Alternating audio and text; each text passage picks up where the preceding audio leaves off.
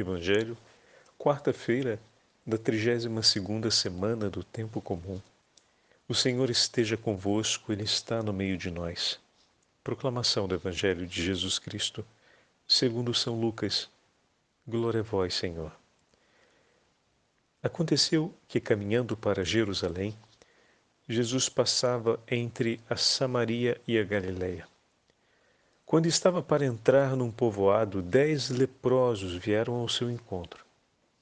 Pararam à distância e gritaram: Jesus, Mestre, tem compaixão de nós. Ao vê-los, Jesus disse: Ide apresentar-vos aos sacerdotes. Enquanto caminhavam, aconteceu que ficaram curados. Um deles, ao perceber que estava curado, voltou glorificando a Deus em alta voz. Atirou-se aos pés de Jesus, com o rosto por terra, e lhe agradeceu. E este era um samaritano. Então Jesus lhe perguntou: Não foram 10 os curados? E os outros 9, onde estão? Não houve quem voltasse para dar glória a Deus, a não ser esse estrangeiro? E disse-lhe: Levanta-te e vai. Tua fé te salvou. Palavra da salvação. Glória a vós, Senhor. Quarta-feira da 32ª semana do Tempo Comum. Hoje, memória facultativa de Santo Alberto Magno, bispo e doutor da Igreja. Em nome do Pai, do Filho e do Espírito Santo. Amém. Queridos irmãos e irmãs, a liturgia nos dá a graça de continuarmos a meditação do 17º capítulo do Evangelho de São Lucas. E hoje encontramos esta belíssima página do Evangelho de Lucas, onde Jesus vai realizar a cura daqueles 10 homens leprosos. Jesus está seguindo para Jerusalém, está caminhando para Jerusalém. Meus irmãos, não esqueçam disso. O caminho de Jesus para Jerusalém inclui o encontro com aqueles 10 homens. Não é um acaso. Jesus não queria chegar em Jerusalém sem antes encontrar esses 10 homens, que rezavam dia e noite pedindo a Deus que tivesse misericórdia deles e lhe concedesse o seu perdão. Nós já falamos a respeito desse tema em outras meditações. Muitas doenças eram vistas como sinal de impureza, como a consequência punitiva de Deus, o castigo de Deus, diante dos pecados ocultos aos homens, mas não aos olhos de Deus, especialmente de ofensas graves cometidas contra a dignidade do Senhor. E não apenas quem não era afetado por essas doenças compreendia isso e olhava aqueles afetados com essa clareza, mas também quem estava doente tinha essa percepção a respeito do seu próprio sofrimento, era a compreensão e o entendimento religioso a respeito do adoecimento, de alguns tipos de adoecimento. E o mais emblemático de todos era a hanseníase, a lepra. Jesus está indo para Jerusalém para oferecer o sacrifício redentor. Ele está indo para oferecer-se como cordeiro imolado. Mas o seu caminho para Jerusalém inclui o encontro com esses 10 homens, que noite e dia por uma inteira vida clamam a Deus misericórdia e perdão. Aquele que está indo oferecer o sacrifício de reconciliação em Jerusalém encontra no caminho aqueles que suplicam pela reconciliação, aqueles que suplicam pelo perdão, aqueles que imploram a Deus a misericórdia. Aquele que está indo oferecer-se em sacrifício de misericórdia tem misericórdia daqueles que imploram a Deus por perdão e os encontra. Meu irmão e minha irmã, o Senhor sempre terá tempo para ti. Ele sempre terá tempo para ouvir as suas orações. Se disséssemos, bom, Jesus estava muito empenhado, era um compromisso muito importante, ele vai para Jerusalém, ele vai oferecer o sacrifício, ele precisa estar concentrado, quase como um jogador de futebol, né, antes de uma partida de uma final. Precisa estar concentrado, nada disso. O Senhor caminha, trazendo no coração a súplica de cada um dos homens, pela misericórdia de Deus. Deus não ignora um coração aflito e humilhado. Deus não ignora aqueles que suplicam a Ele piedade e compaixão.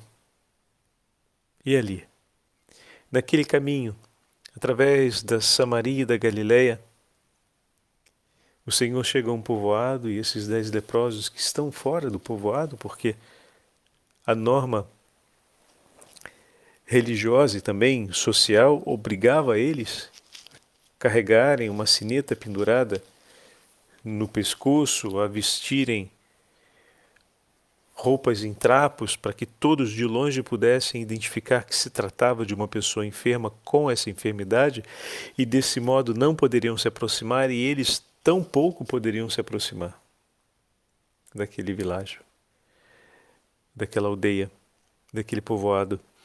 Mas como falávamos já em uma outra ocasião sobre essa mesma parábola, aqueles homens que, afetados por essa doença, tiveram que deixar trabalho, casa, mulher, filhos, família, e agora viviam à margem, fora do povoado, em lugares abandonados que não eram frequentados pelas pessoas, e as pessoas sentiam medo de ir lá onde tinham esses homens.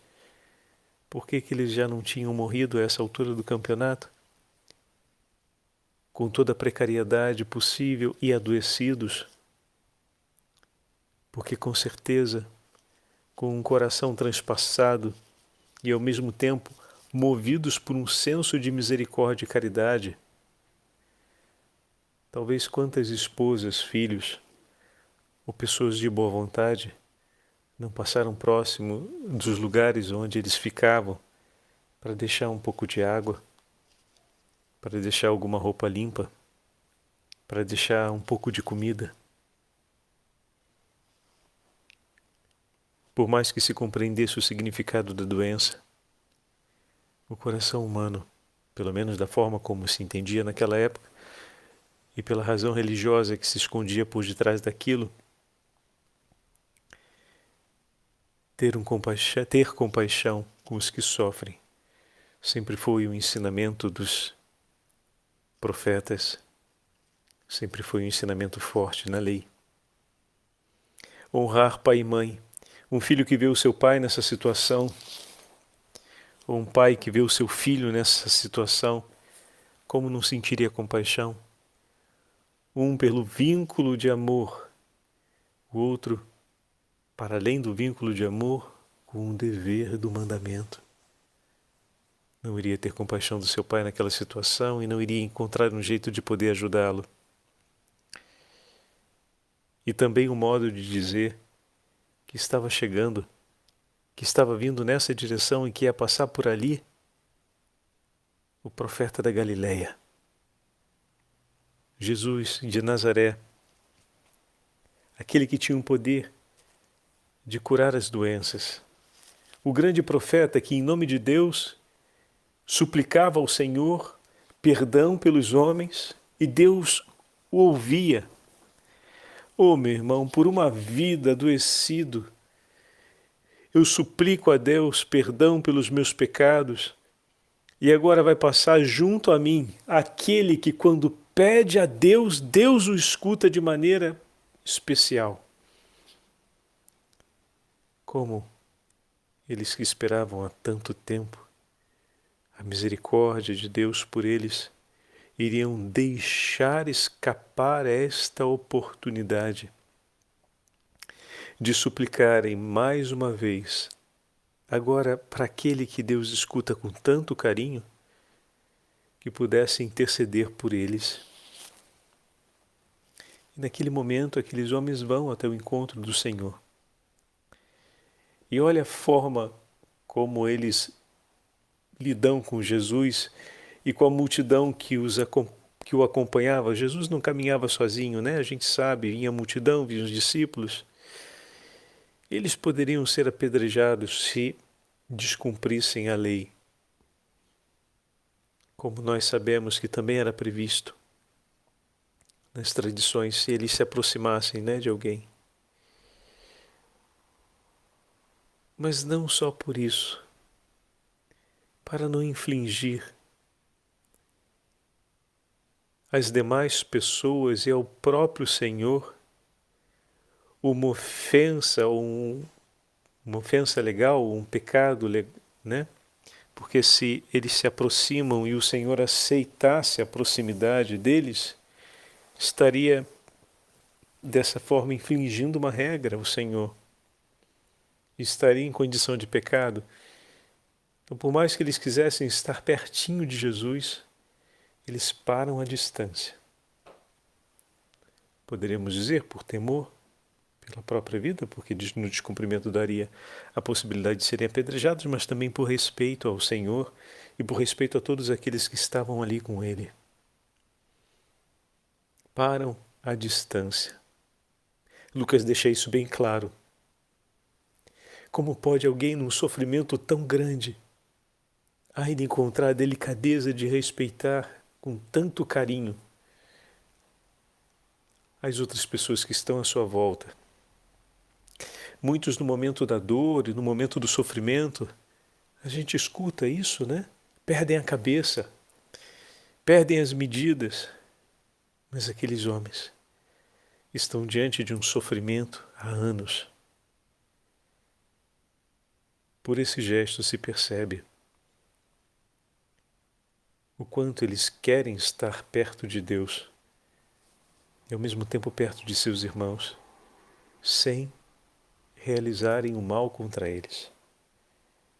O que significa dizer que toda aquela situação de vida já havia trazido um grande significado penitencial para o coração daqueles que sofriam.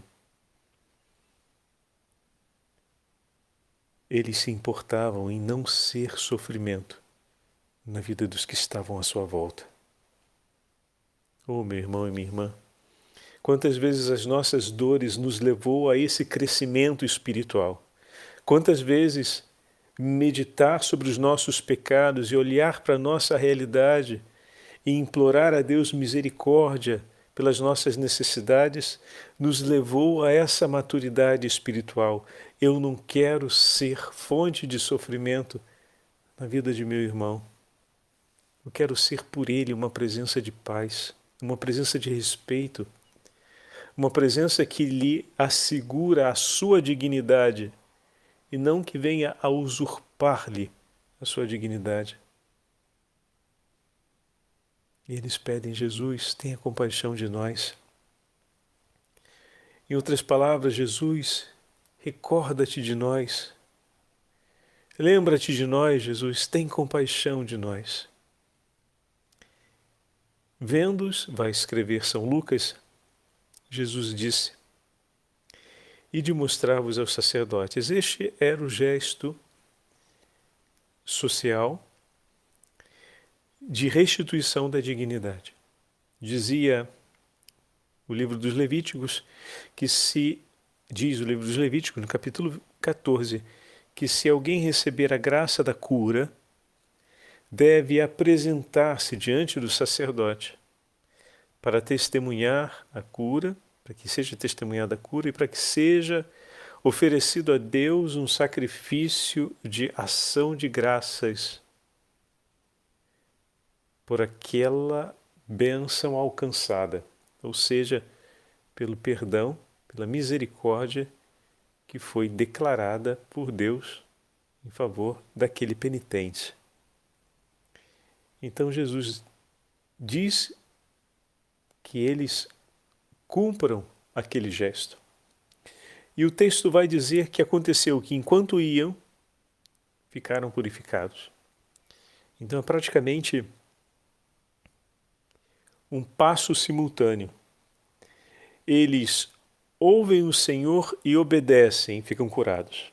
Mais uma vez, Lucas reforça para nós o dado da obediência e da humildade, que falávamos ontem. A obediência e a humildade, mesmo os dois elementos que falávamos também a respeito das virgens sábias e as imprudentes. Ouvir e humildemente praticar. Eles escutam o que o Senhor lhes diz e colocam em prática, vão na direção do sacerdote, pronto, acontece a cura. Ou seja, a graça de Deus se derrama sobre eles, ou a graça de Deus realiza a maravilha da misericórdia do Senhor quando eles, ouvindo a Jesus, obedecem suas palavras. Então Lucas aqui está marcando para a gente, para nós cristãos, mais uma vez, como deve ser a atitude do coração do discípulo. Eles ainda traziam consigo o padecimento. Eles não se moveram depois que o padecimento cessou. Eles ainda estavam enfermos. Então a obediência, ela não supõe que aconteça mediante um testemunho do Senhor que me permita dizer, agora sim eu vou fazer. Aliás, isso é uma coisa muito irritante, né?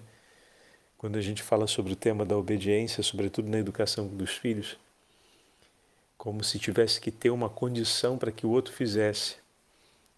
O não reconhecimento da importância e da autoridade da palavra que é declarada. O outro estabelece como se fossem medidas para dizer, agora sim eu coloco em prática, agora sim eu vou fazer, agora sim é que eu vou fazer. Nossa, isso é de tirar mesmo o tampão da cabeça. Mas ali naquele momento, ainda na condição de adoecimento, eles escutam e obedecem. Humildemente seguem e se dá a cura.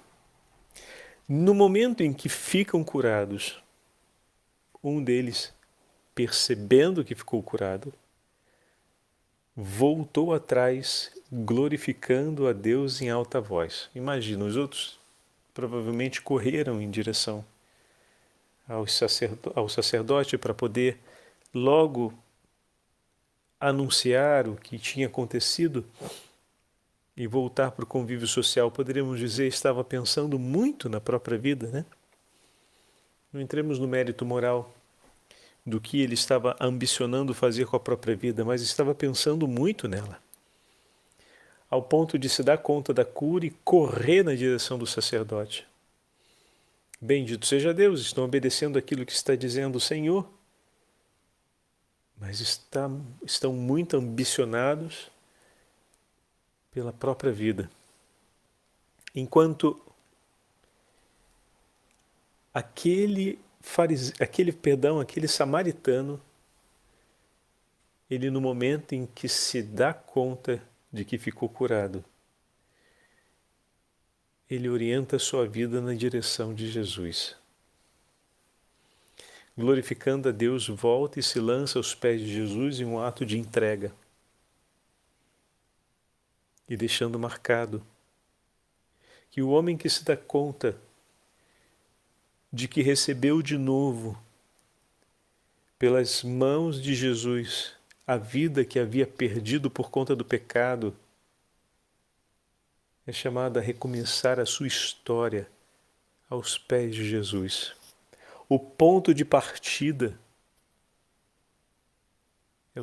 são os pés do Senhor.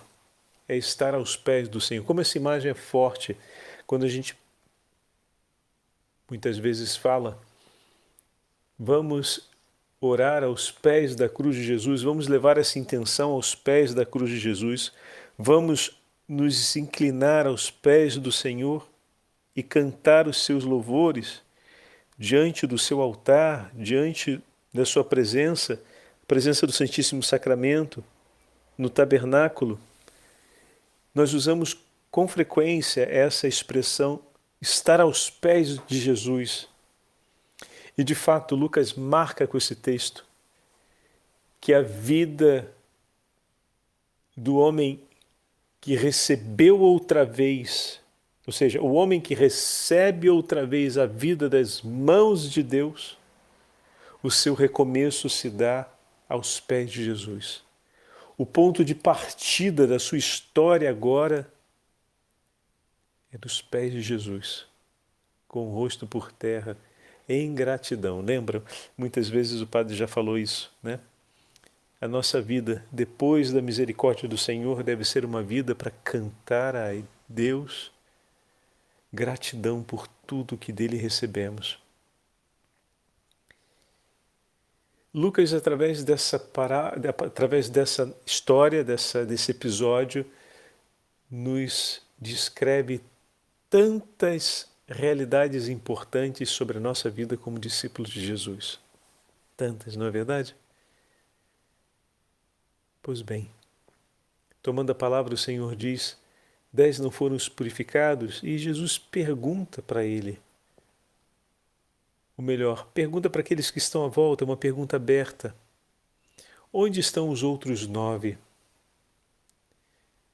Não houve acaso quem voltasse para dar glória a Deus, senão a esse estrangeiro? E aqui tem 2 pontos significativos. Ao voltar aos pés de Jesus, ele reconhece que a presença do próprio Deus está em Jesus. Então, é o reconhecimento de Jesus como Deus. A frase do Senhor, dar glória a Deus,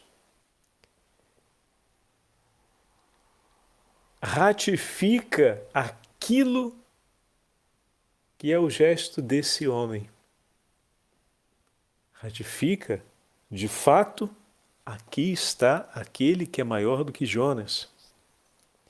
Aqui está aquele que é maior que Salomão. Aqui está o filho de Davi, o Messias, o Deus de Israel. Mas ao mesmo tempo se refere a ele dizendo: senão este estrangeiro. Os samaritanos, os estrangeiros que eram considerados não pertencentes à casa de Israel, eram classificados como aqueles que não glorificam e não louvam ao Deus verdadeiro. E no momento em que o Senhor usa essa afirmação, ele está publicamente declarando que aquele estrangeiro, aquele que não é da casa de Israel, adora e reconhece a presença do Deus verdadeiro, a ele submete, a ele se orienta, dele espera o perdão de seus pecados e junto dele faz recomeçar a sua história de vida.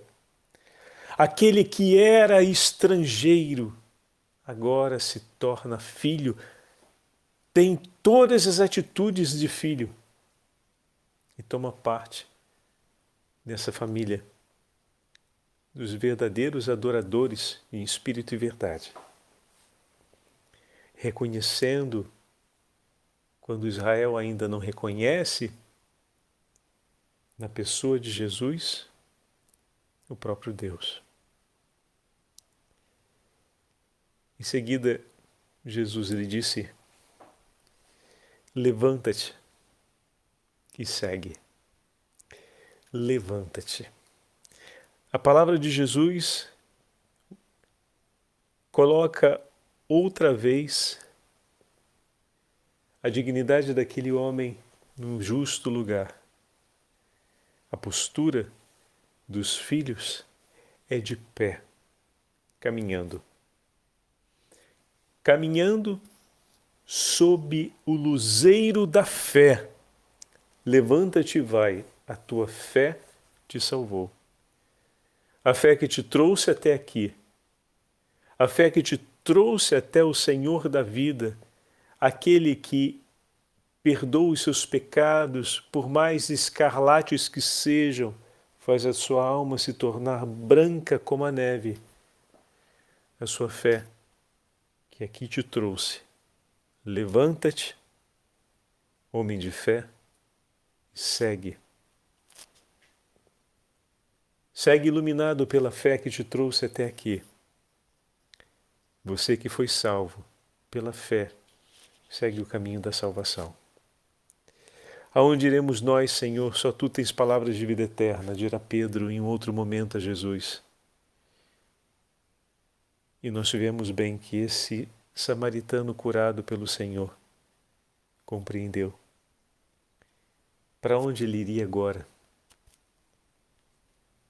Senão, para onde vai o meu Senhor?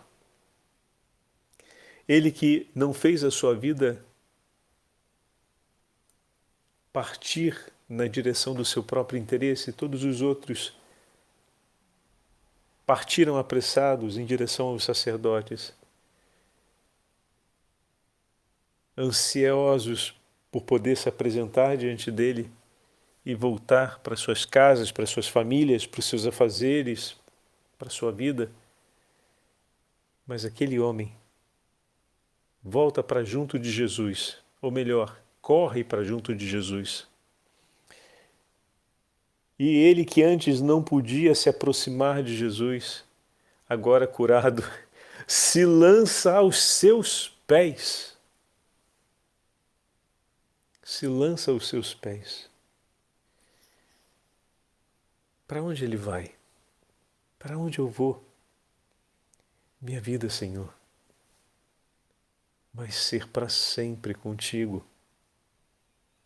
Eu serei eternamente devoto ao teu amor e à tua bondade. Minha vida, Senhor, será para sempre ficar ao teu lado e esperar em ti. Que essa mesma realidade e decisão esteja firme no nosso coração e seja a nossa experiência como foi a experiência na vida de Santo Alberto Magno, para todo sempre. Cada vez que a misericórdia do Senhor se manifestar sobre nós, que a nossa vida recomece aos pés de Jesus e que, levantando-nos, nos deixemos guiar pelo Espírito Santo no caminho de salvação, para que, unidos e bem unidos a Cristo, perseveremos toda a nossa vida para vivermos a alegria da comunhão eterna no reino dos céus. O Senhor esteja convosco, Ele está no meio de nós. Pela intercessão de Santo Alberto Magno e pela intercessão da Beatíssima Virgem Maria, Rainha de todos os santos, abençoe-vos o Deus Todo-Poderoso, Pai, Filho e Espírito Santo. Amém.